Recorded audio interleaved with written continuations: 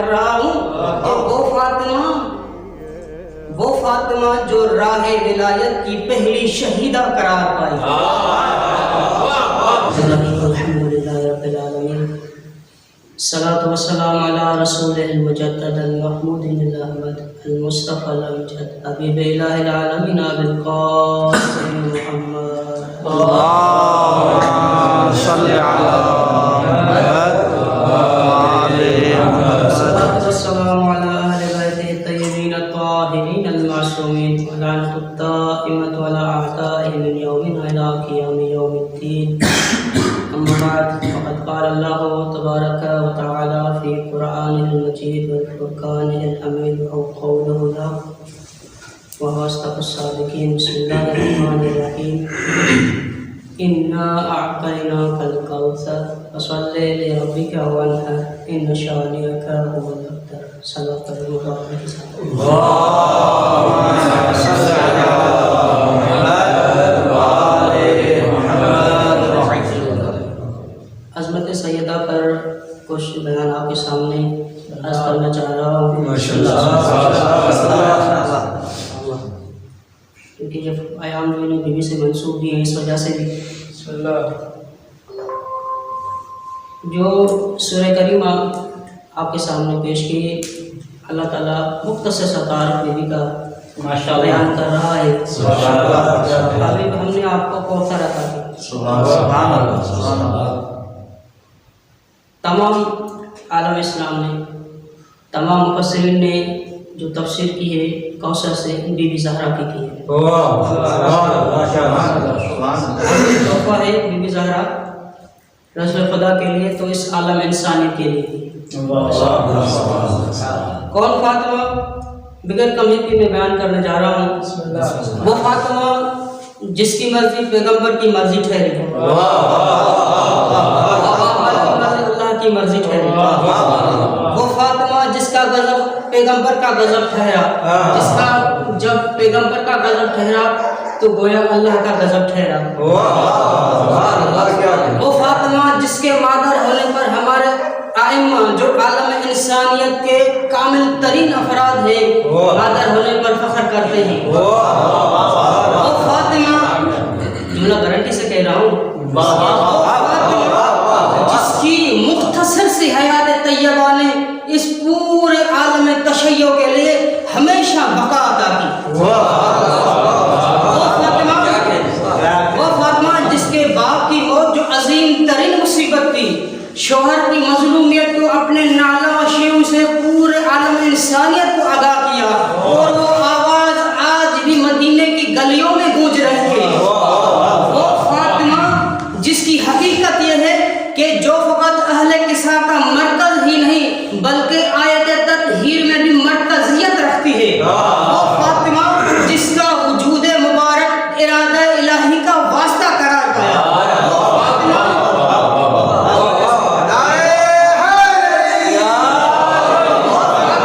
جہاں تک ناقص افکار کی رسائی ممکن نہیں، ناقص افکار کی رسائی ممکن نہیں، عقل درک کرنے سے قاصر ہے. ایک اور جملہ آپ کی سماعتوں کی نظر کر رہا ہوں کہ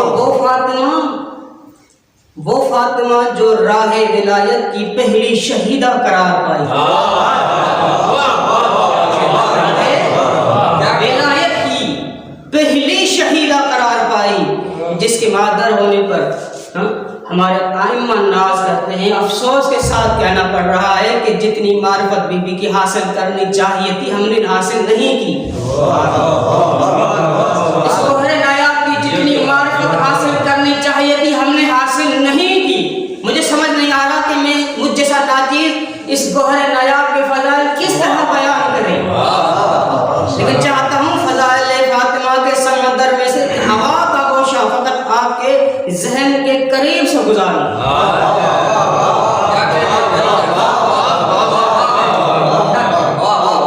میں اس گوہر نایاب کے فضائل کیا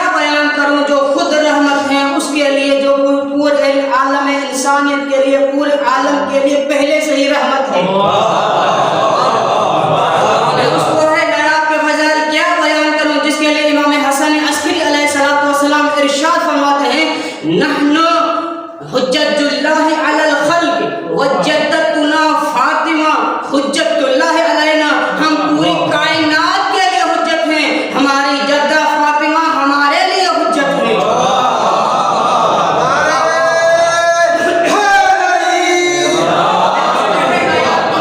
کیا بیان کروں کہ جب آتی ہیں پہلا قدم دنیا میں ہوتا ہے تو جو بیویاں استقبال کے لیے آتی ہیں ان میں سے ایک بیوی مریم بتول بھی ہیں۔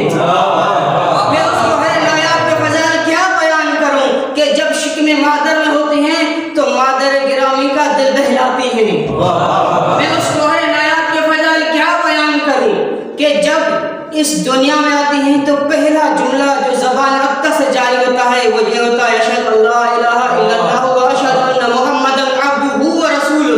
میں اس گوہر نایاب کے فضائل کیا بیان کروں کہ جب روٹی پکاتی ہے تو اس روٹی کے مقابلے جنت بک جائے۔ جب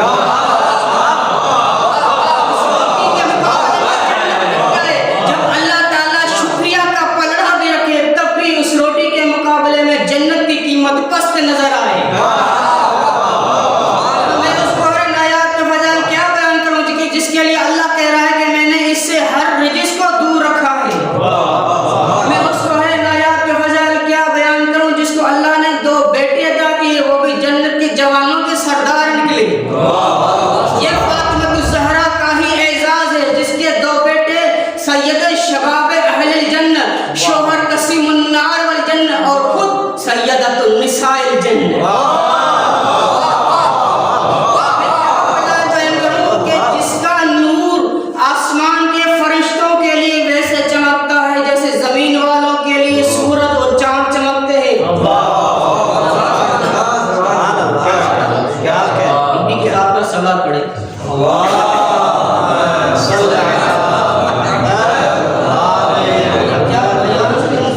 اس گوہر نایاب کے لیے جس کی حقیقت یہ ہے کہ اس نے ایسا کام انجام دیا، توجہ چاہیے گا، جس نے ایسا کام انجام دیا جو نہ اس کے بابا انجام دے سکے نہ شوہر نامدار انجام دے سکے۔ 23 سال کی محنت کے بعد بابا انجام نہ دے سکے، 84 جنگیں جیتنے کے بعد ان کے شوہر نامدار نہ انجام دے سکے، لیکن بی بی کے ایک خطبے نے وہ کام انجام دے دیا۔ آپ پریشان ہو رہے ہیں آخر ایسی کیا بات ہے جو ان کے بابا نہ انجام دے سکے نہ شوہر انجام دے سکے؟ پریشان کیا کام ہے جو عرض کر رہا ہوں؟ دیکھیں بابا نے شرک کا مقابلہ کیا، شوہر نے کفر کا مقابلہ کیا، لیکن بی بی کے ایک خطبے نے پورے نفاق کو آشکار کر دیا۔ پورے نفاق کو آشکار کر دیا۔ بی بی کا وجود ہی تو ہے جس نے ایمان اور نفاق کو جدا جدا کر دیا۔ مصداق سورہ کوثر ٹھہری، مصداق سورہ کوثر ٹھہری جو خود کمال سورہ قدر ٹھہری۔ یہ وہ بیوی ہے جس کے لیے اس کا باپ استقبال کے لیے کھڑا ہوتا ہے، جس کا شوہر اس کی طرف پشت کر کر نہیں چلتا۔ ہمارے کمالات ہیں، میں انشاءاللہ جو وقت دیا ہے اس میں ہی اینڈ کروں گا۔ بے انتہا فضائل ہے، بے انتہا فضائل، لیکن اتنے سارے فضائل ہونے کے بعد ہاتھ جوڑ کر آپ سے پوچھ رہا ہوں کہ آخر کیا وجہ تھی بی بی کو کہنا پڑا ایھا الناس اعلموا انی فاطمہ وادی محمد؟ آخر وجہ کیا تھی بی بی کو کہنا پڑا جان لو میں فاطمہ ہوں، میرے بابا محمد مصطفیٰ ہے۔ ہاں تعارف کرانے کی تو وہاں ضرورت پیش آتی ہے جہاں تعارف کرانے کے لیے جب ان کو نہ پہچانا جایا ہو۔ کیا بات ہے، اگر یہی سوال بی بی شام والوں سے کرتی تو ممکن ہے سمجھ آتا ہے کہ شام والوں تک بی بی کی معرفت نہ گئی ہو، کیونکہ شام دور ہے، شام والے بی بی کو نہیں جانتے، لیکن یہ خطاب کس سے ہے؟ مدینہ والوں سے، وہ بھی مسجد نبوی میں، سمجھ آتا ہوں، ہاں وہ بھی مسجد نبوی میں۔ مسجد نبوی اور بی بی کے گھر میں کوئی زیادہ فاصلہ نہیں ہے، 11 سال میں شاید ہی کوئی ایسا دن گزرا ہو جس دن ان کے بابا بی بی کے در پر نہ آئے ہو، دستک نہ دی ہو۔ انما یرید اللہ لیذھب یسرا علی البیت و یطہرکم تطہیرا کا قصیدہ نہ پڑھا ہو؟ سب جانتے ہیں یہ بنت مصطفیٰ ہے، یہ محمد مصطفیٰ کی آقازادی ہے، محمد مصطفیٰ کی شہزادی ہے، لیکن کیا وجہ ہے کہ بی بی کو یہ جملہ کہنا پڑا؟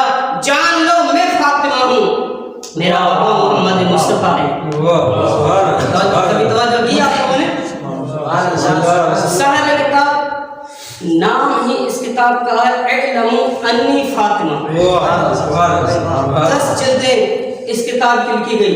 پہلے جلد میں یہ اس جملے کی وضاحت کر رہا ہے، اور دیکھیں جملے کی گہرائی اور وسعت کا اندازہ بولنے والے کے انداز سے کیا جاتا ہے۔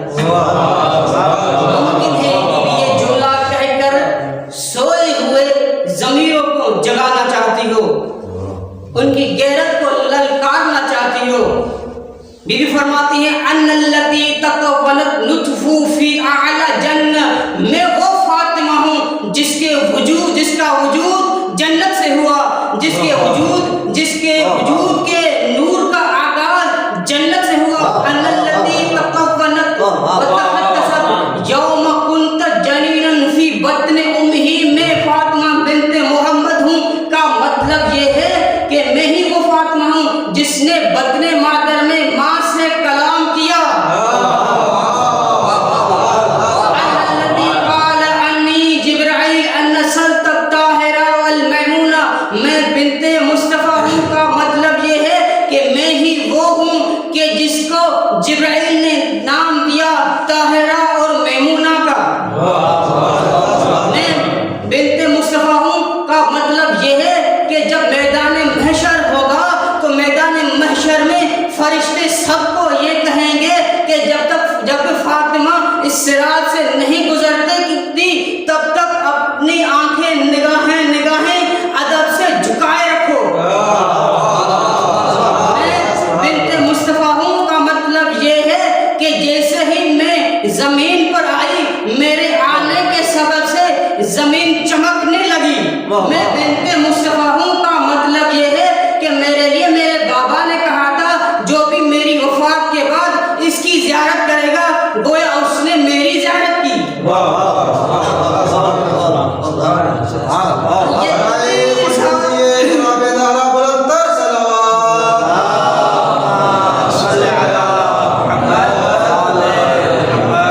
طویل سا خطبہ دیا ہے بی بی نے، لیکن بی بی کا خطبہ 90% آؤٹ آف ٹاپک ہے۔ بی بی کس لیے آئی تھی؟ وراثت کے لیے، سب جانتے ہیں نا۔ بی بی آئی تھی وراثت کے لیے۔ بی بی کیا بیان کر رہی ہے؟ توحید بیان کر رہی ہے خطبے میں، عدل بیان کر رہی ہے، محبت بیان کر رہی ہے، بندگی بیان کر رہی ہے، زندگی بیان کر رہی ہے، اطاعت بیان کر رہی ہے۔ کیوں؟ ممکن ہے کہ یہ لوگ جو مرد ہیں اعتماد میں یہ ذہن میں رکھیں، یہ اعتماد لائیں کہ یہ عورت ہے کیا بیان کرے گی، لیکن بی بی نے ساروں کو چپ کرا دیا۔ کیا ہی خطاب ہے بی بی کا، کتاب کیا ہی خطاب ہے کہ اے باطل کی طرف جلدی پلٹنے والو، اے باطل کی طرف جلدی پلٹنے والو، اے حیوانوں سے گئے گزرے زندگی گزارنے والو، اے چھوٹی چھوٹی بات پر ایک دوسرے کے خون کرنے والو، کتاب پر توجہ کیجیے گا، اے بچھو کے ساتھ پانی پینے والو، اے مردوں پر فخر کرنے والو، تمہیں معلوم بھی ہے تمہیں اس حال سے اس حال میں کون لایا؟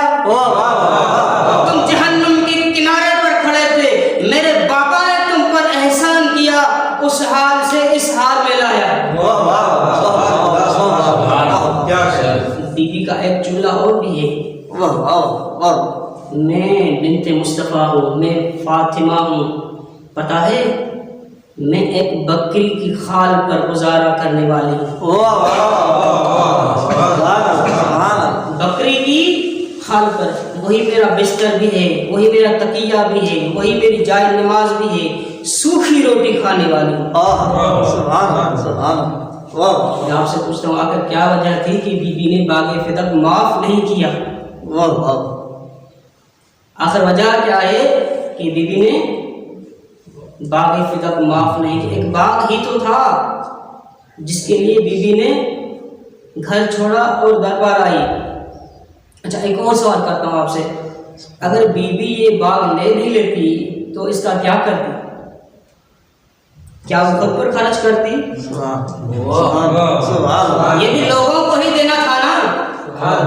یہ باغ اگر مل بھی جاتا تو یہ خود پر خرچ نہیں کرتے. کیوں؟ کیونکہ وَيُطْعِمُونَ الطَّعَامَ عَلَىٰ حُبِّهِ مِسْكِينًا وَيَتِيمًا وَأَسِيرًا کی یہ مصداق ہے.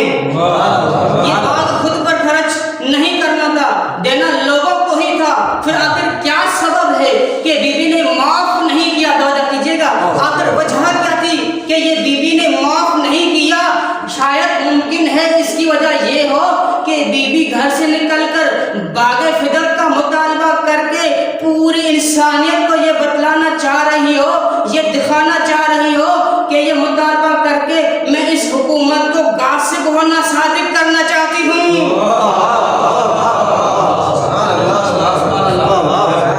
جائیداد کا تو کوئی مسئلہ ہی نہیں ہے. اصل مسئلہ تھا حکومت کا غاصب ہونا, حکومت کا غیر قانونی ہونا, حکومت کا بے وفا ہونا ثابت کرنا تھا. بی بی کا وجود آج بھی لوگوں کے لیے مشعل راہ ہے.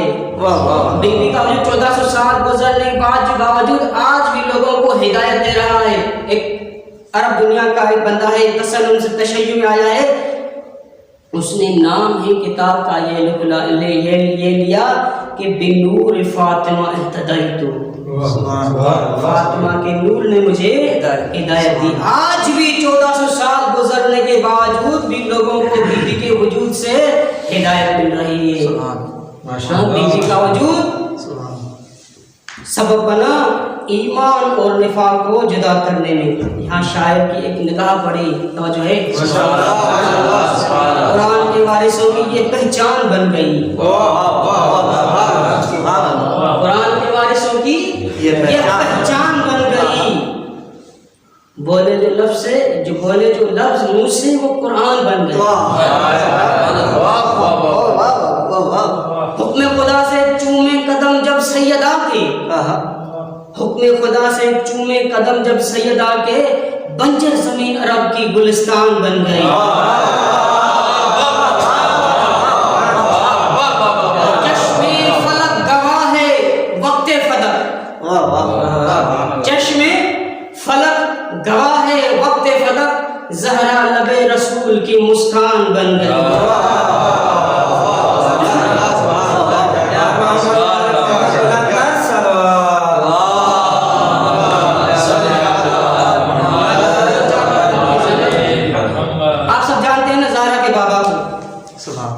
سب جانتے ہیں, اور وہ بھی جو دعویٰ کرتے ہیں کہ ہم تو زہرا کے بابا کو آپ سے زیادہ جانتے ہیں. بہت ساری نعتیں پڑھتے ہیں. ایک نعت یہ بھی پڑھتے ہیں, بلغ العلا بکمالہ جا بجمالہ رسلت جمیع خصالہ صلو علیہ وآلہ. تو مسلمان جو صلو علی محمد ہے وہ صلوات محمد پر ہے, اور وآلہ, آلہ سے مراد فقط و فقط زہرا ہے. مسلمان کو زہرا پر درود بھی بھیجتا ہے. ہاتھ جوڑ کر عرض کر رہا ہوں, جب زہرا پر درود بھیجتا ہے تو دل سے مان بھی لے. اگر زہرا کو دل سے مان لیا تو زہرا کا بابا بھی تم سے راضی ہو جائے گا, جنت کا خالق اللہ بھی تم سے راضی ہو جائے گا.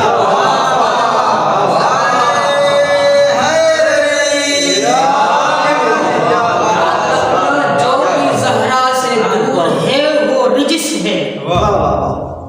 اب یہ میں نہیں کہہ رہا, اللہ کہہ رہا ہے کہ میں نے زہرا سے ہر رجس کو دور رکھا ہے. جسے دور رکھنے کا حق ہے. اب کیا حق ہے یہ رب ہی بہتر جانتا ہے. اور پتہ ہے, اب جن کو زہرا پسند نہیں, جن کو زہرا پسند نہیں, جن کو زہرا اچھی نہیں لگتی, وہ زہرا کے بابا پر درود کیسے پڑھتے ہیں؟ صلی اللہ تعالی علیہ وسلم. صلی اللہ تعالی علیہ وسلم, صلو علیہ وسلم, حضور سلم, یعنی آل کا درود میں ذکر ہی نہیں کرتے. توجہ کیجیے گا, جن کو زہرا پسند نہیں, جن کو زہرا سے لگاؤ نہیں, وہ زہرا کے بابا پر اس طرح درود پڑھتے ہیں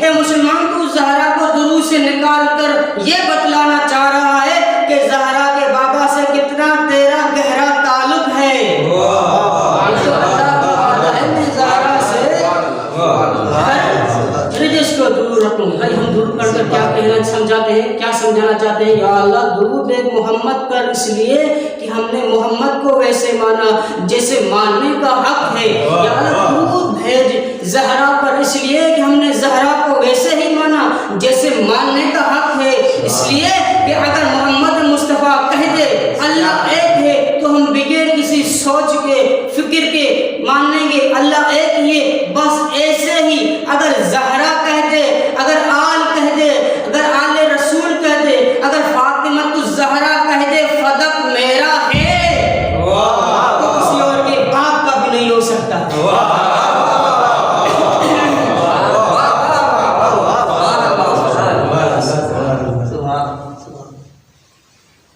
بی بی کے بال جو سفید ہوئے وہ جائیداد کی وجہ سے نہیں ہوئے،